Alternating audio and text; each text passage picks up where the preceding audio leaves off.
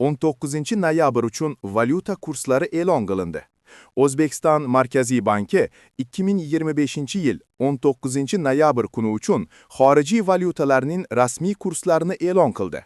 Unga ko'ra, dollar 69,22 so'mga arzonlab, 11.940,70 so'mni tashkil etdi.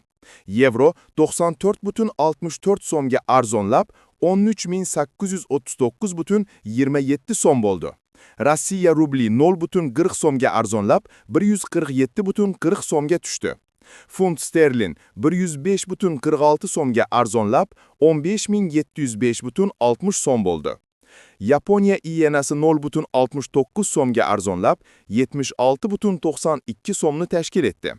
Shvetsariya franki 124,88 so'mga arzonlab, 14.993,35 so'mga tushdi.